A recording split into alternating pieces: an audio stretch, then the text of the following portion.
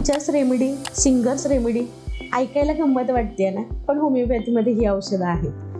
कारण की ही लोक त्यांच्या आवाजाचा, घशाचा खूप वापर करत असतात आणि मग प्रॉब्लेम कुठले येतात तर बोलता बोलता आवाज बसल्यासारखा होतो, गाता गाता आवाज गेल्यासारखं वाटतं, घसा दुखतो, घशात खवखवल्यासारखं सतत असं करावंसं वाटणं, ह्यासारख्या प्रॉब्लेम्सला फेस करायला लागतं. आणि ह्या मगाशी मी बोलले ते टीचर्स रेमेडी, सिंगर्स रेमेडी होमिओपॅथीमध्ये आहेत.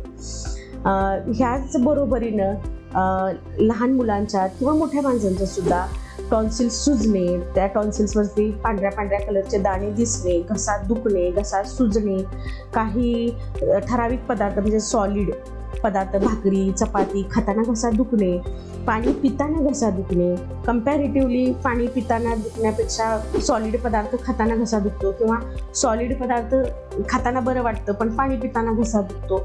कधी कधी खाल्लेलं सगळं म्हणजे पाणी असेल किंवा अन्न असेल ते नाकातून बाहेर येतं. काही प्रकारचे प्रॉब्लेम्स आम्ही आमच्या प्रॅक्टिसमध्ये बघतोय. अशा प्रकारचे काही प्रॉब्लेम्स असतील तर होमिओपॅथी तुमच्यासाठी खूप चांगल्या पद्धतीने काम करू शकते. अशा प्रॉब्लेम्सला फेस करत असाल तर बाटेज होमिओपॅथी तुमच्यासाठी कधीही अवेलेबल आहे.